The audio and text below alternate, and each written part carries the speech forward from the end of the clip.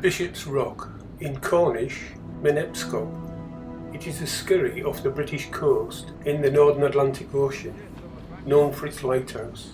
It is the westernmost part of the Isles of Scilly, an archipelago 24 nautical miles off the southwest tip of the Cornish peninsula of Great Britain. The Guinness Book of Records lists it as the world's smallest island with a building on it. And believe me, it's small, but the building's big. The original iron lighthouse was begun in 1847, but was washed away before it could be completed. The present building was completed in 1858 and was first lit on the 1st of September of that year.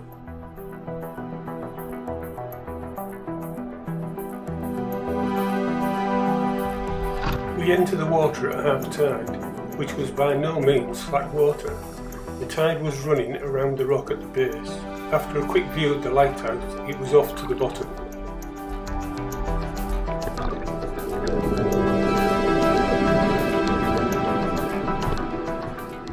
Onto an almost sheer face of the rock, and down we descend into the blue. The first thing we notice is the number of fish, almost all ballan wrasse, and great to see.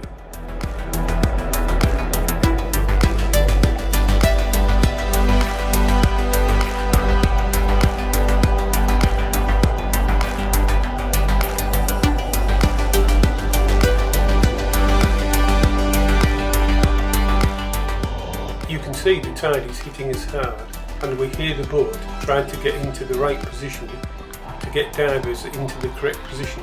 Even though the fish were fighting the tide with us, they were still spectacular.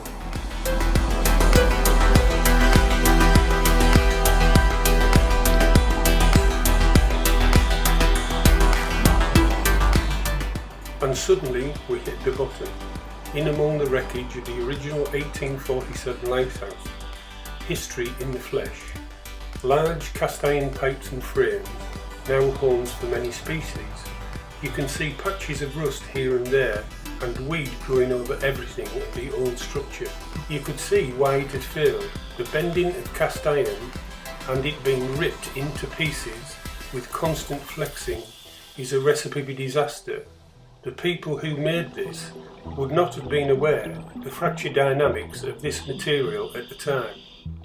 We fight hard to swim against the tide to see as much of the old structure as possible.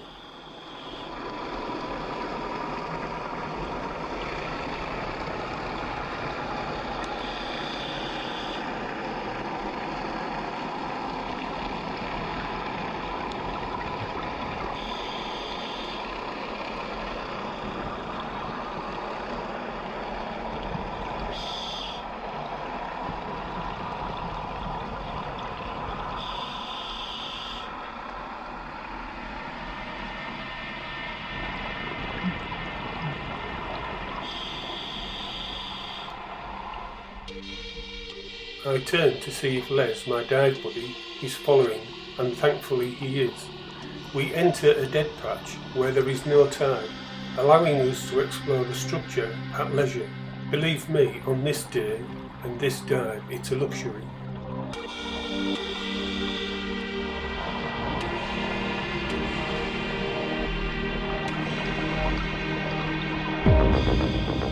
We progress a little further before the tide returns and slows our progress forwards.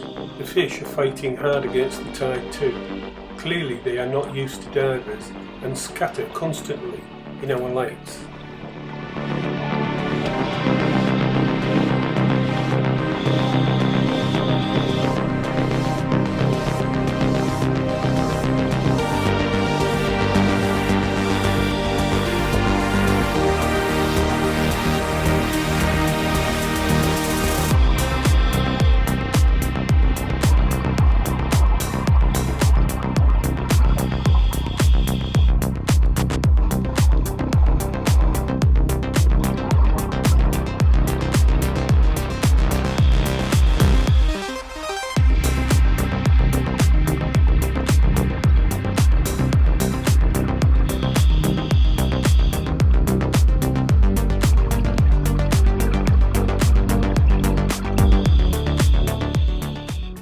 I reach 30 metres, you can hear my computer sound telling me in an audible warning.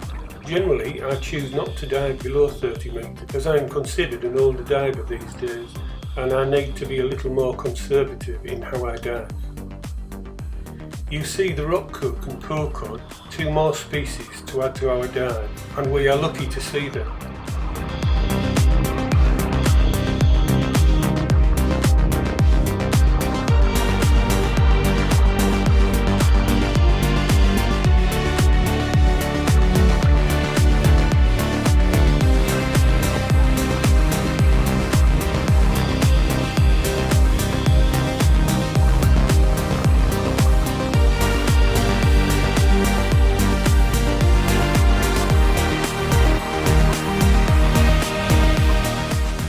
Large clusters of red fingers and hard rose coral could be seen scattered among the rocks and pipes, an indication of a good tidal flow, clean unpolluted waters and a balanced ecosystem.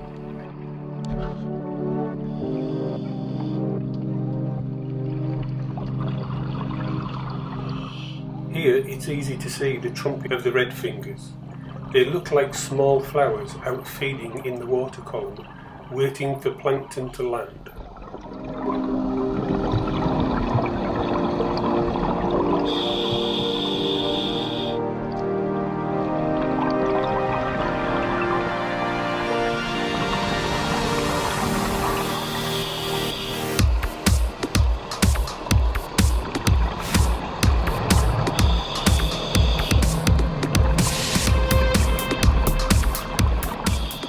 Here, you can hear me talking through my mouthpiece, being delighted to see a large common lobster. My first of this diving trip. This one wasn't so keen at getting too close, but still a delight to see.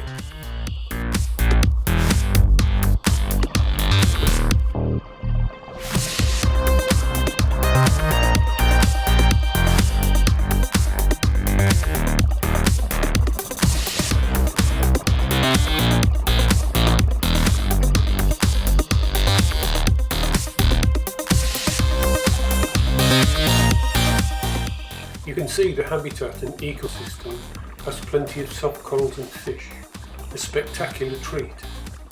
Divers rarely get to dive this site due to the rough seas and its remoteness. It was a delight to us all to have this privilege.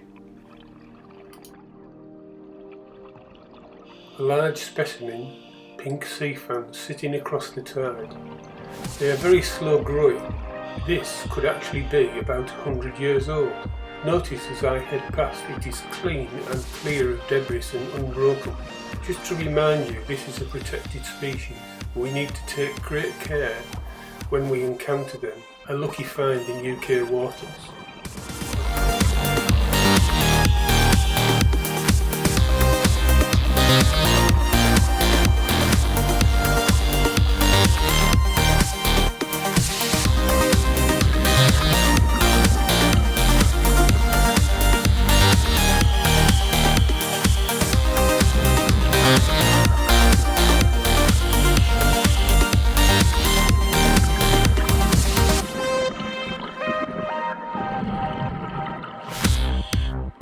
At this point in the dive my camera failed. When they go wrong it's usually catastrophic. Fortunately, with the help of my dive buddy Les Roots, I am now using his footage. We come across a large male crawfish sitting outside of his residence, waiting for a passing meal. He, as you can see, was interested in us. He kept touching our camera gear with his antennae.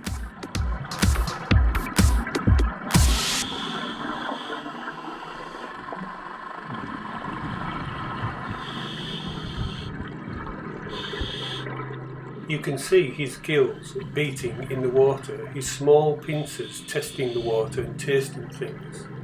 I've said it before, there is a distance which you can get close to wildlife without it retreating. It's different for all creatures. For this dominant creature, we could get very close without any issues whatsoever.